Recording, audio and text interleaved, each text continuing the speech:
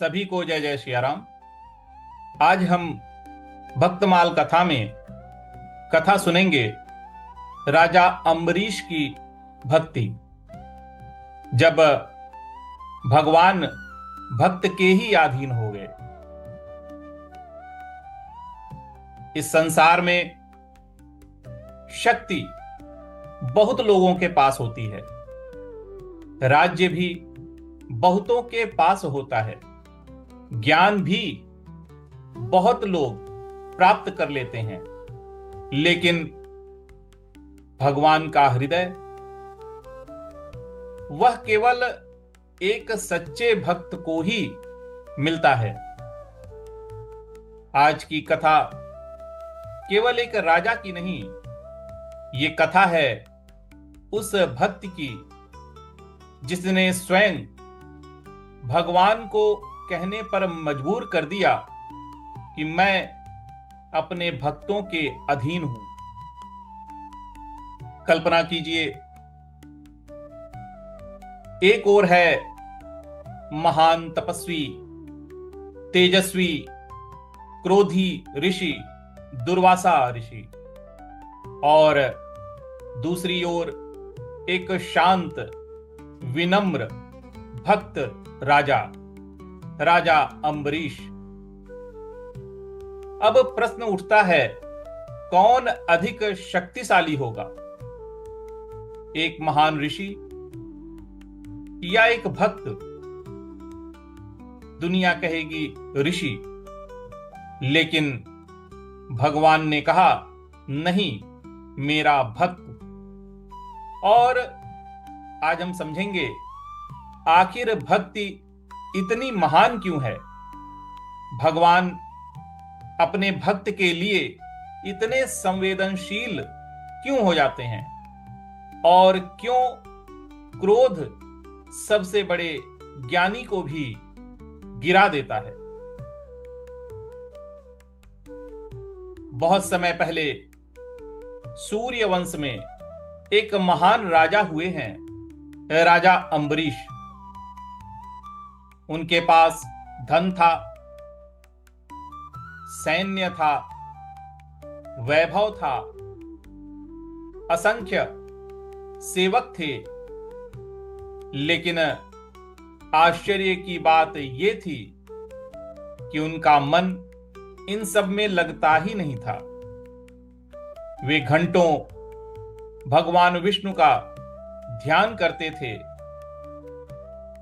देखिए, अधिकतर लोग क्या करते हैं, पैसा, प्रसिद्धि, सम्मान, सुख, लेकिन जब ये सब मिल जाता है तब भी मन खाली क्यों रहता है?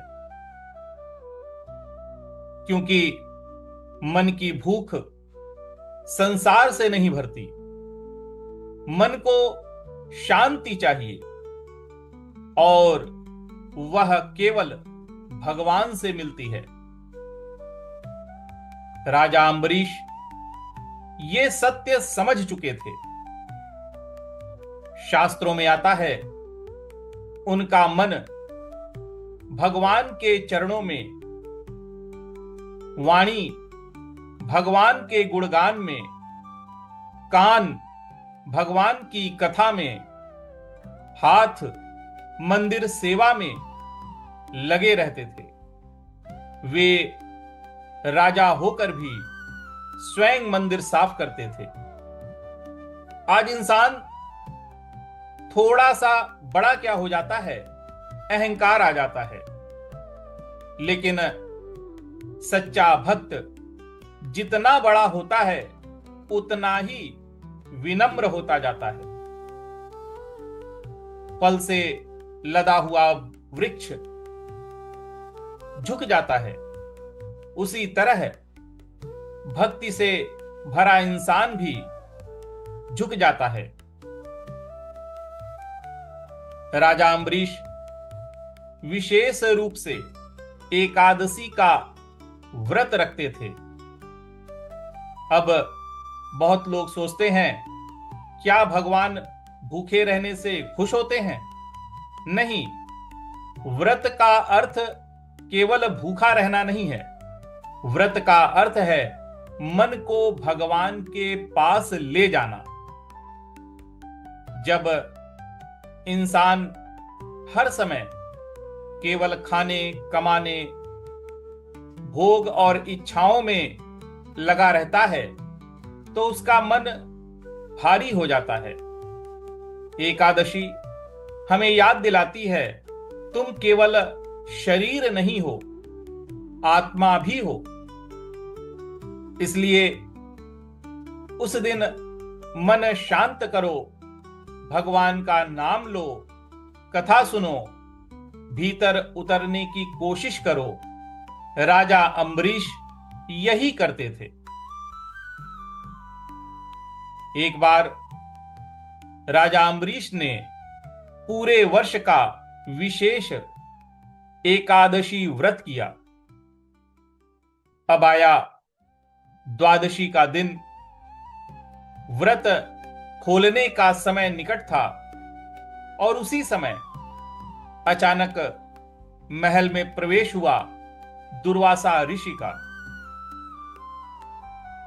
दुर्वासा कोई साधारण ऋषि नहीं थे। वे महान तपस्वी थे, लेकिन उनकी एक कमजोरी थी, अत्यधिक क्रोध। देखिए, ज्ञान होना अलग बात है और मन पर विजय पाना अलग बात है। इंसान पूजा भी कर सकता है, तपस्या भी कर सकता है, लेकिन अगर क्रोध पर नियंत्रण नहीं है तो भीतर अभी भी अशांति है। राजा अम्बरीश ने बड़े आदर से कहा, ऋषिवर, कृपया भोजन ग्रहण करें। महर्षि दुर्वासा बोले, मैं पहले स्नान करके आता हूं।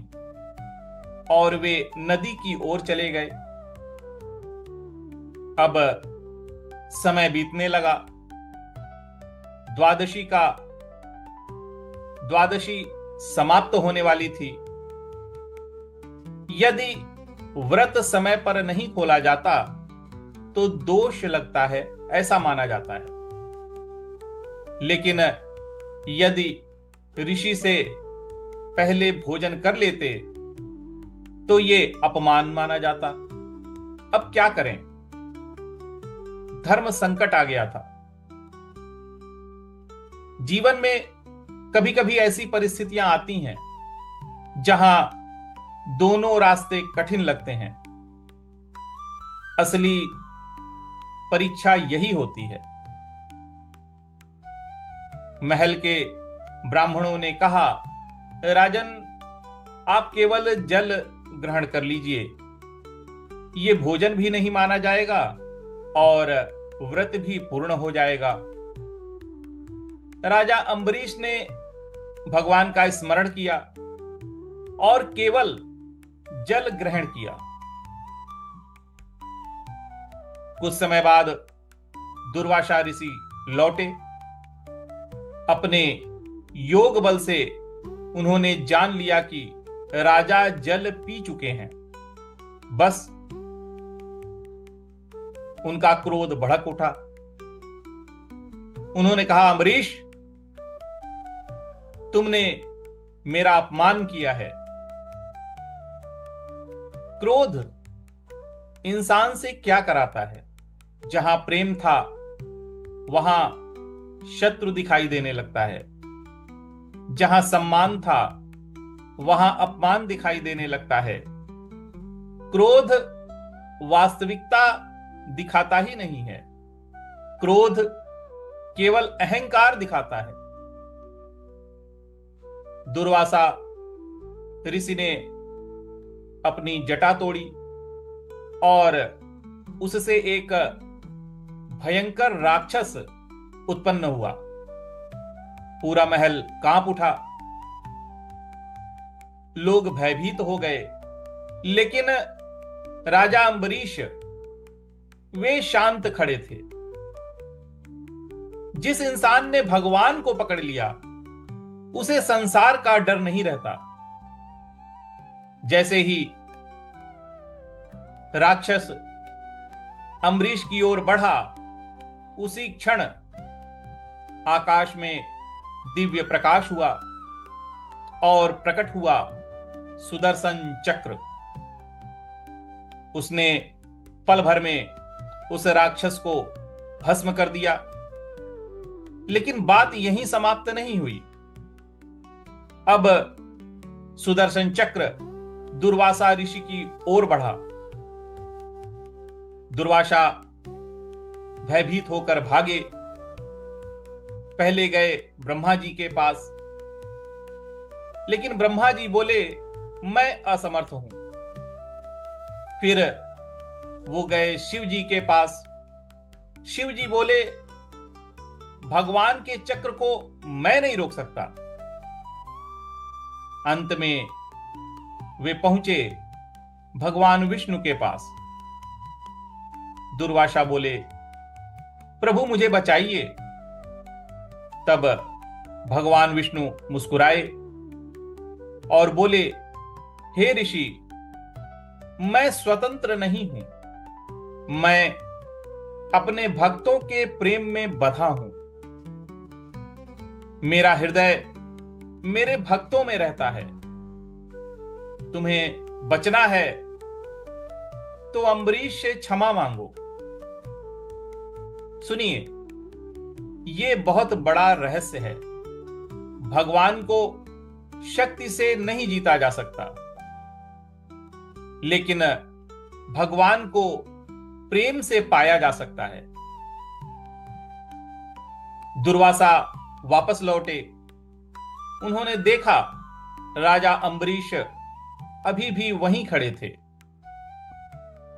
उन्होंने भोजन तक नहीं किया था। वे ऋषि की प्रतीक्षा कर रहे थे। सोचिए, जिस व्यक्ति ने उन्हें मारने की कोशिश की, राजा उसी की चिंता कर रहे थे। यही भक्त का हृदय है। राजा अम्बरीश ने भगवान से प्रार्थना की, प्रभु यदि मैंने सच्ची भक्ति की है तो ऋषि को क्षमा कर दीजिए। और तभी सुदर्शन चक्र शांत हो गया। इस कथा का सार क्या है? देखिए, भक्ति इंसान को महान बनाती है। विनम्रता भगवान को आकर्षित करती है। क्रोध सबसे बड़े ज्ञानी को भी गिरा देता है। और भगवान अपने सच्चे भक्त को कभी अकेला नहीं छोड़ते। अगर आज की कथा ने आपके हृदय को छुआ हो तो कमेंट में लिखिए भगवान भक्त के अधीन हैं। और जुड़िए भक्तमाल की अगली दिव्य कथा के लिए। सभी को जय जय सिया राम।